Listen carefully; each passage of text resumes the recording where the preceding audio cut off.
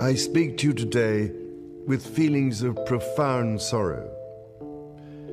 Throughout her life, Her Majesty the Queen, my beloved mother, was an inspiration, an example to me and to all my family. Prince William and Harry didn't just cry, they broke. And the reason? A secret King Charles kept buried for over 20 years. Inside a hidden safe, Diana's final letter was uncovered, and what she wrote changed everything. This isn't royal gossip. This is the emotional bombshell that shattered the monarchy from the inside out. Her dying wish? It's not what you think, and it may destroy what's left of the royal family. It started with a sealed envelope, not some royal decree, not a will, just a simple letter. But it was written by Princess Diana, hidden in King Charles's private safe for over 2 decades. And when he finally opened it, behind closed doors with no cameras, no press, only William, Harry, and the ghost of a mother they both lost, everything changed.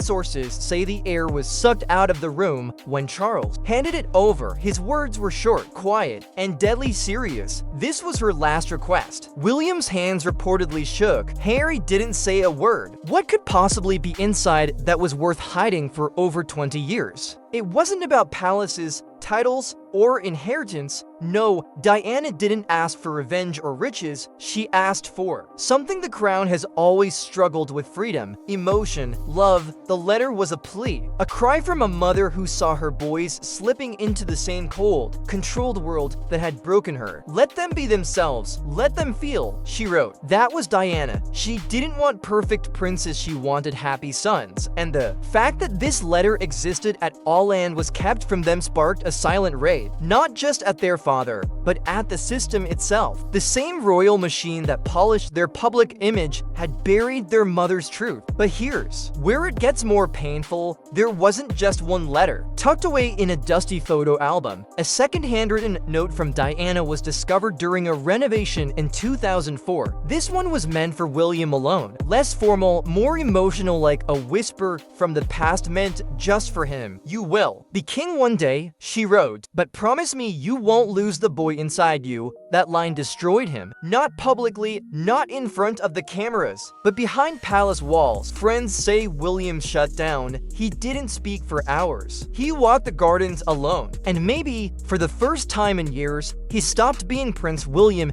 and just became Diana's son again. Now here's where things get spicy. While William stayed frozen, trapped in his royal responsibility, Harry saw this letter as proof he had done the right thing. Diana had basically told him years before, choose your peace, protect your soul. Don't let the crown steal your spirit. And that's exactly what he did. He broke free. Some call it rebellion, Harry calls it survival. And let's be honest, this is the part where Meghan Markle probably printed that quote and framed it. Meghan Markle, not to be confused with Meghan Sussex, the queen of I don't know what this means, but I'm going to say it anyway. One could imagine her reading the letter and going, "See, told you." And while Meghan's love for a headline might be questionable, even her critics might say this time, she was in the right place at the right time. But the letter didn't bring the brothers closer. In fact, it might have done the opposite. Diana, which wasn't just emotional, it was divisive. It raised the question no one wants to say out loud. Did Harry actually honor her final wish more than William? And if so, what does that say about the future of the monarchy? So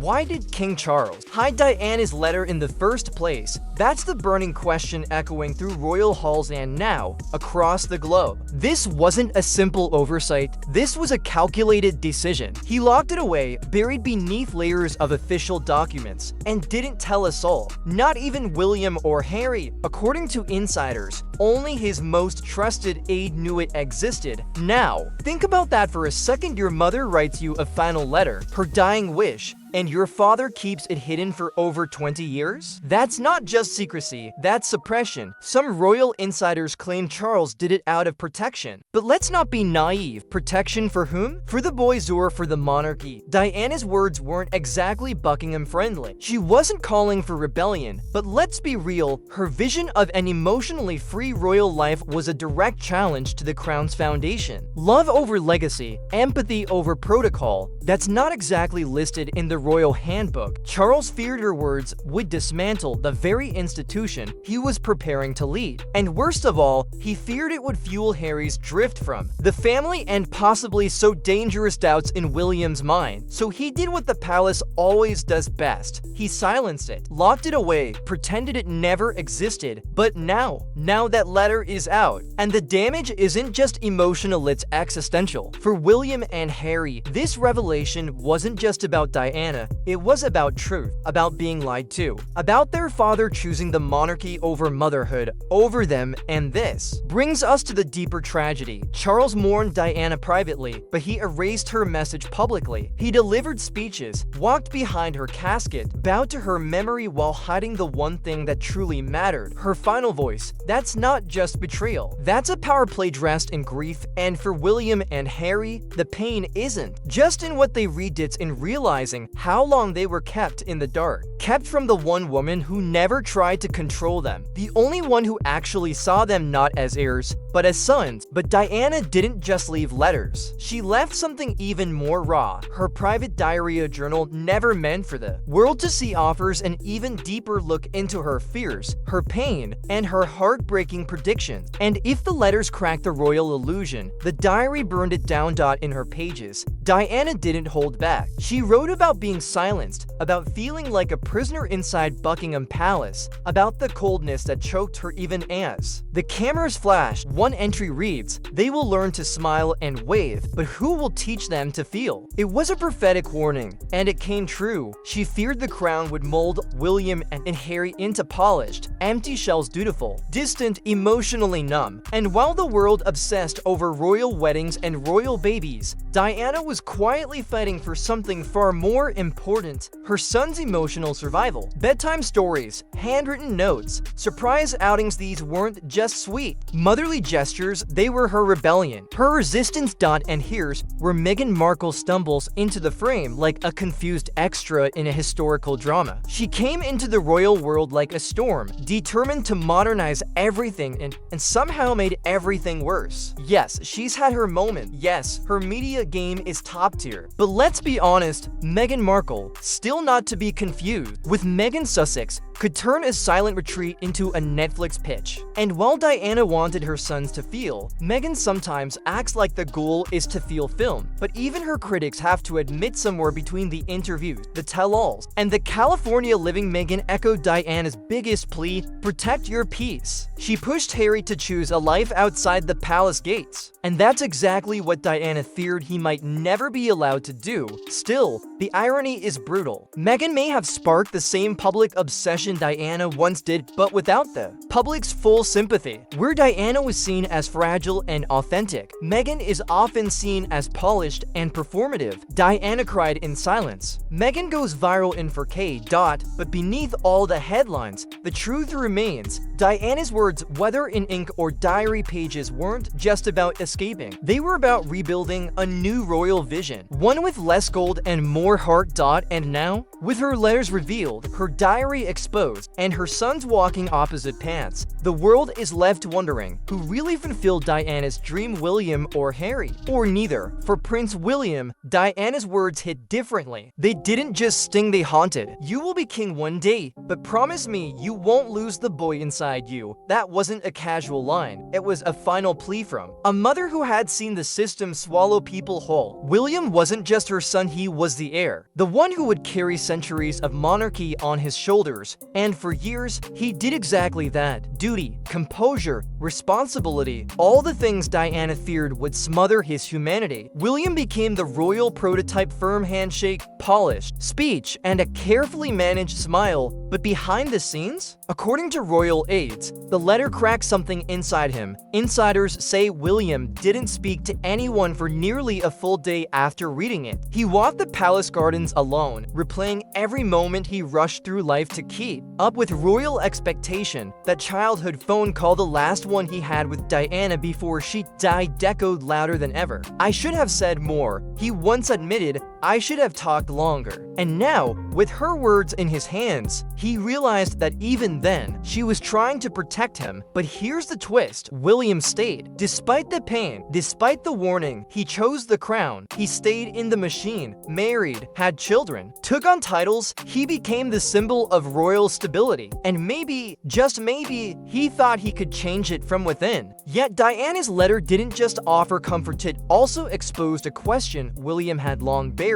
Was I raised to rule, or was I forced to surrender who I am? That's not a question a future king is supposed to ask. And then there's the shadow of Harry, the brother who left, the brother who acted on that very question. William followed protocol, Harry followed instinct. Diana's letter made William feel something he never showed in public: guilt. Not just for staying, but for wondering if, deep down, he betrayed her dream by doing so.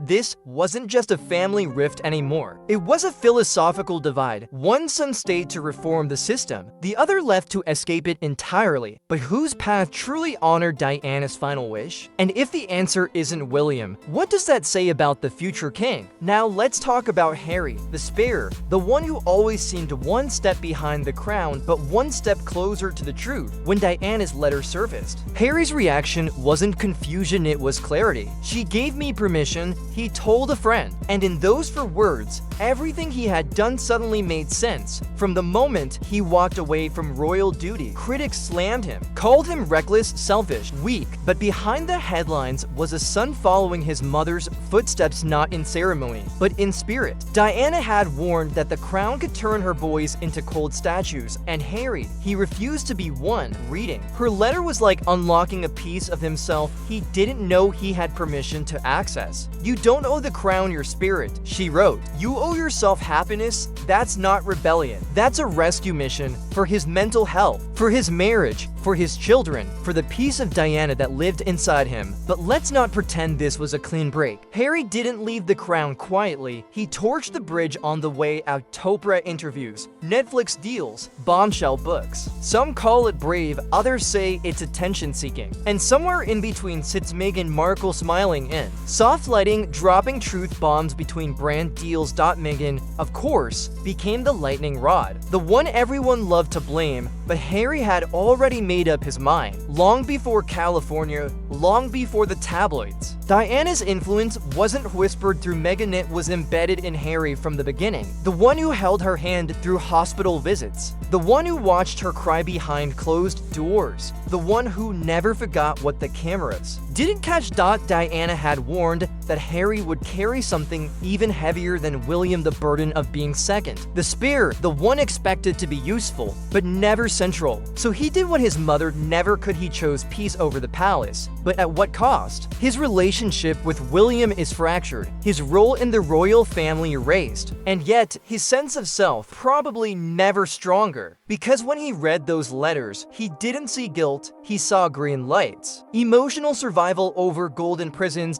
So here we are, two brothers, to destined, one bound by a crown, the other by courage, and both haunted by the same woman, whose final wish now floats above the monarchy like a ghost in the throne room. Diana didn't dream of crown. She didn't stay up at night imagining her sons sitting on thrones draped in velvet. She wasn't raising kings, she was raising good men. And in her final letters and personal diaries, that theme comes through with almost painful clarity. While the rest of the world obsessed over tiaras and tabloids, Diana was quietly building a blueprint for a new kind of royalty, one not built on hierarchy, but humanity.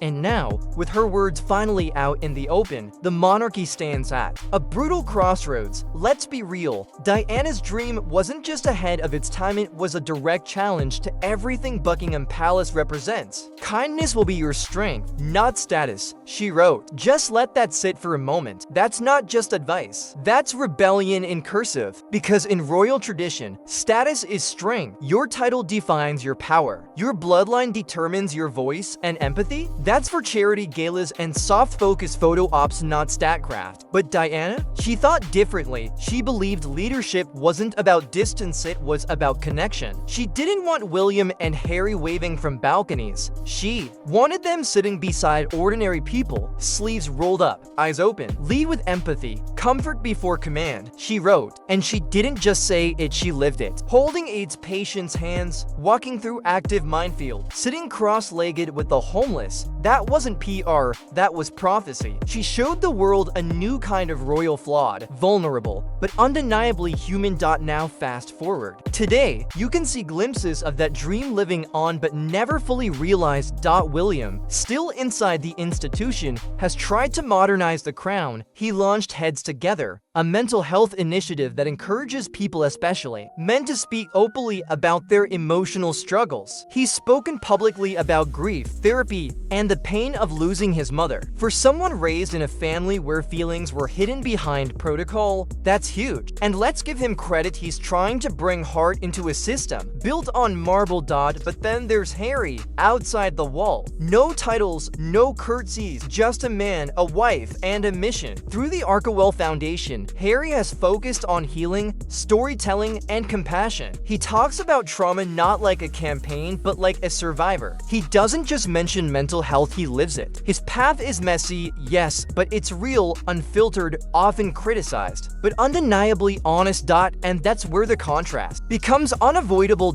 William represents the change Diana wanted, but Harry embodies it. One son chose to stay and reform the system from the inside. The other chose to walk away and build a new path from scratch. And both roads, in their own way, lead back to her. But let's not ignore the obvious tension here. Diana wanted her boys united, a team, a bond stronger than the institution that tried to shape them. And yet, her own final wish meant to bring freedom may have created the very distance she feared. Because her words didn't just encourage individual paths, they also demanded hard choices. And the minute those choices were made, the brothers were no longer walking the same road. Insiders say the letter made William feel conflicted, even guilty. He began questioning his decisions, replaying years of royal service through the lens of Diana's words. One aide described him emotionally frozen, as if he was realizing too late that tradition had made him forget who he was supposed to be. Harry, on the other hand, felt vindicated. For the first time, the storm he created made sense. He wasn't just fighting the royal family, he was fulfilling his mother's legacy. His every headline, every speech, every departure wasn't rebellion, it was resolution. But here's where it gets even more complicated. Can two people honor the same legacy while walking opposite paths? It's the question Diana never wanted her boys to ask, but now they must. Because while her dream lives on in pieces through both of them, the whole vision, compassionate, unified, emotionally free, remains out of reach, at least for now. And that brings us to the hard truth. Diana's legacy has survived, but it has also fractured. Her values, empathy, honesty, vulnerability are alive in her sons. But the shared mission, that part died somewhere along the way. Maybe it was buried under royal duties, maybe it drowned in media spin, maybe the palace simply never allowed it to breathe. What's clear is this: the monarchy can't go back. Not after this letter, not after her truth. The royal family is no longer just navigating public opinion, it's standing trial in the court of Diana's memory.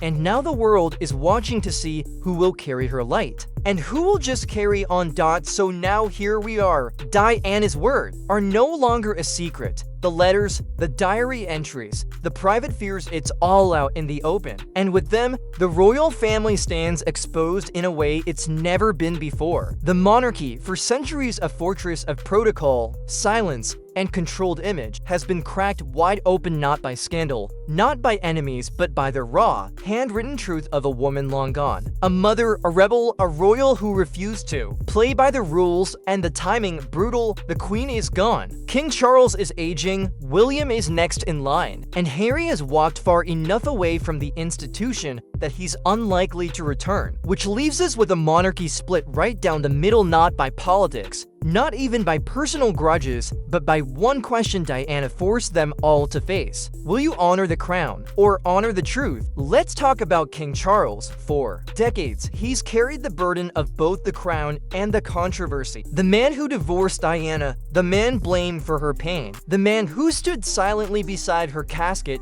as the world wept. Now, the man who buried her final wish, insiders say he believed he was protecting the family by keeping her letter hidden. That showing the world or even his sons what Diana really wanted would fracture the already fragile institution he was about to lead. But if Charles thought silence was safety, he miscalculated, because silence in this case wasn't protection, it was betrayal. And now the sons he swore to shield must confront the truth he locked away. For William, the pressure is unbearable. He is the future king, and yet, with every step toward the throne, he feels himself pulled in the opposite direction toward the humanity his mother fought for. Her words didn't just open old wounds, they exposed new ones. Wounds William didn't even know he had. He spent his life being the steady one, the composed one, the responsible one. But Diana's final plea that he remain emotionally open, that he never lose the boy inside, has become a haunting mirror. Is he still that boy, or did the system already harden him beyond repair? Those close to him say the letter left him haunted, not because of what it said, but because of what it revealed. That maybe, just maybe, Harry didn't walk away. Maybe William stayed too long. And what about Harry? The black sheep, the outsider, the traitor, depending on which paper you read. But after reading Diana's words, Harry no longer feels like the rebel. He feels like the loyalist, not to the crown, but to her. His entire departure from the royal family now feels less like a rejection of tradition and more like a promise kept. He said it himself, leaving wasn't easy. He's lost titles, relationships, even the comfort of his own country. But he's gained something he couldn't find inside palace walls: peace. Not the kind you stage for photographs, but the kind you feel when you finally stop pretending. But peace comes at a price. The rift between him and William has only grown. There are no Christmas cards, no family group chats, no olive branches, just a long,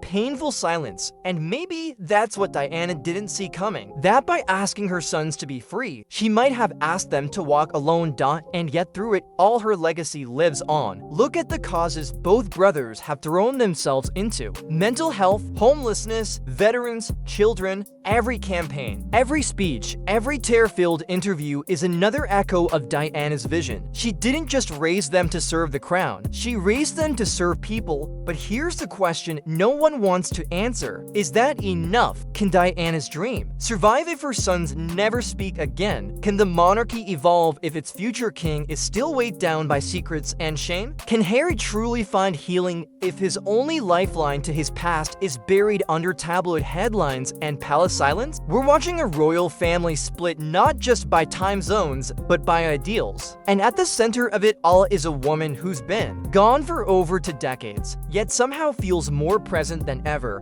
because Diana didn't just write a letter. She wrote a prophecy, and now every decision made inside those royal walls is being measured against her truth. King Charles must decide. Does he continue to lead from the shadows of the old system, or finally honor the woman whose love shaped his sons? William must ask himself, can he wear the crown without losing what's left of his soul? And Harry, he's already chosen. He's walked through the fire, but even he must wonder, what now? Because here's the reality: this isn't just a royal family drama. This is the monarchy's reckoning, a crisis of legacy, a test of loyalty, and maybe, just maybe, the final chapter of a story Diana began long ago with a whisper, not a roar. Her voice is back. Her words are loud. And the royal family? They're running out of places to hide. When Princess Diana's final letter was revealed, it didn't just crack the hearts of 2 princes, it cracked open a global conversation that the monarchy was not prepared for. Within hours of the story leaking, headlines exploded. Social media went nuclear. Twitter hashtags like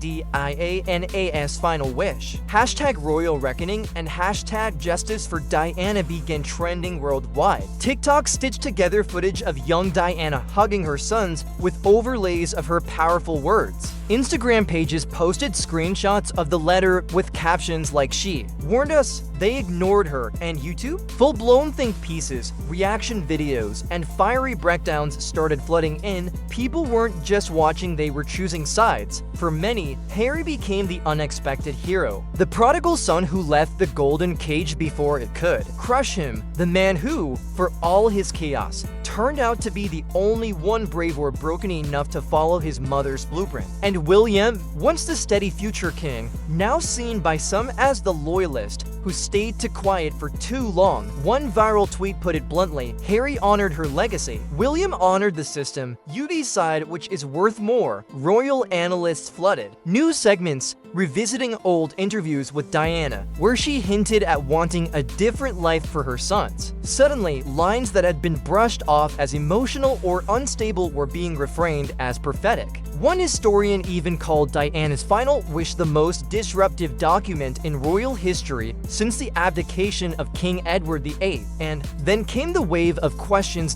Why was the letter hidden? Why now? What else has the palace buried? Suddenly, every royal appearance felt stayed. Every wave from a balcony, every formal photo, every polished statement now came with a shadow. What would Diana say about this? For King Charles, the pressure mounted quickly. British tabloids, typically his strongest defenders, began to fracture. Some called him a father protecting his sons. Others accused him of prioritizing the crown over his family. Yet again, one tabloid headline read, "The king who locked away a mother's love." Another, "What else is in the safe?" Public trust, already shaken after the Sussex exit, started slipping further. And then there's Meghan Markle. Say what you will about her, but Meghan became a magnet in this narrative whether she wanted to or not. Some framed her as the outsider who helped Harry fulfill Diana's dream. Others accused her of exploiting the princess's legacy. In online forums, people argued over whether Diana would have approved of Meghan or been cautious of her. But here's the truth. Diana was the outsider once, too. And like Meghan, she was scrutinized, silenced, and eventually cut loose. It's not a perfect parallel, but it's one the internet ran with. And now, every royal watcher, every news outlet, every armchair historian is asking the same thing. Can the monarchy still survive on image alone now that we've seen its emotional core exposed? Because this isn't just about family anymore, it's about institutional control. Diana's letter has become a symbol of what the crown suppresses: vulnerability, truth, freedom. And suddenly, the public isn't just curious, they're angry, betrayed, energized. Polls in the UK showed a noticeable shift in public perception. Approval ratings for the royal family dipped for the first time since Queen Elizabeth's passing. Young people already skeptical of the monarchy began calling for radical transparency. Some even questioned whether the monarchy still has a place in modern Britain. One Gen Z comment under a BBC article said it best, "I don't care about jewels and palaces. I care that Diana tried to protect her sons, and the system buried her voice." That's not tradition, that's trauma. It's not just the UK either. In the US, where Harry and Meghan now live, the sympathy was immediate. Diana's story was already viewed as a tragedy, now it was being reframed as a cautionary tale. American news outlets openly speculated about royal dysfunction, British press ethics, and how a mother's dying wish could be held hostage by protocol. Even celebrities started weighing in. Actresses, musicians, authors, they weren't just talking about the letter. They were posting clips of Diana's old interviews, sharing photos of her with her boys, and asking, if she were alive today, what would she think of what they've become? But perhaps the most chilling takeaway from all of this isn't just that Diana's letter was hidden. It's that her fears were accurate. She knew the system would try to mold her boys into something hollow. She knew love would be buried beneath legacy, and she knew that if her voice wasn't protected, it would be erased. But now, that voice is back, it's louder, it's viral, and it's forcing a centuries-old monarchy to face questions it thought it had already buried. The world isn't asking for more tiaras, it's asking for accountability. And with the letter now out in the open, the pressure on King Charles, William, and even Harry isn't just personal, it's global. This isn't just about what Diana wrote. It's about what they all do next. So now that Diana's final wish, it's no longer locked away. The question isn't what was written, it's what will be done about it. Because as powerful as that letter is, as emotional and heartbreaking as those words are, they're just paper. What matters now is whether the men she raised, William, Harry, even Charles, actually do something with it, or whether they let it gather dust again, this time in the public eye, and that's the tension tearing at the monarchy right now. William is next in line. The crown is coming for him, whether he's ready or not. But after reading his mother's words, how can he keep pretending everything is normal? How can he keep smiling in suits, hosting dignitaries, launching new charities when he knows his mother was afraid of exactly what he's become? Sources say he's conflicted. Some close to him claim he's begun meeting privately with royal advisors, questioning how the institution can change, if it can change at all. But there's also fear, because if he breaks too far from tradition, he risks destabilizing the very system he spent his life defending. And yet,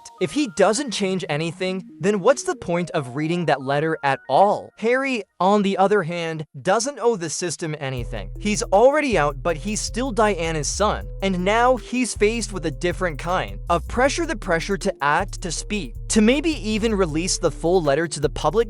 Can you imagine that? The full, unedited version of Diana's final plea in her own handwriting, published in its entirety. That would set the world on fire. It would destroy what's left of the royal PR machine. It would force every reporter, every historian, every citizen to reevaluate what we think we know about the Windsors. And maybe that's what needs to happen. But here's the danger. If Harry releases the letter, it may be the final nail in the coffin of his relationship with William. A brotherhood already cracked might finally shatter. And if William stays silent while Harry acts, it will only fuel the idea that one son loved her more. That's the tragedy. No one wants to admit Diana's legacy is being measured by which son she would have been prouder of. And that's a question neither of them deserves to answer. Still, the silence is deafening. The palace hasn't issued a statement. Charles hasn't acknowledged the letter publicly.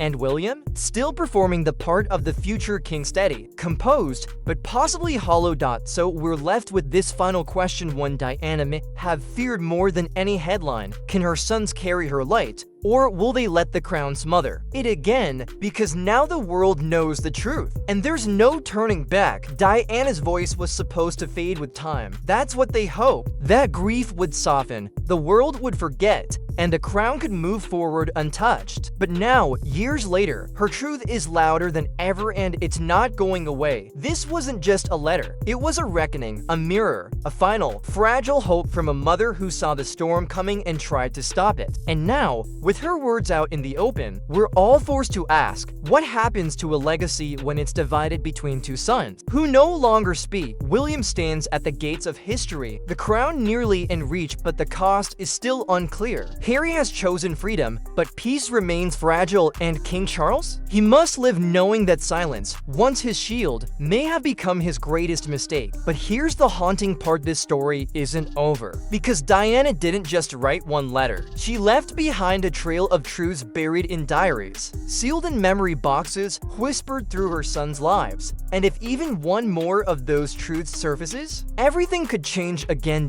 So before we close this chapter, ask yourself, was this Diana's final wish, or just her first warning? We'll talk more about that in another video, because this royal drama is far from over.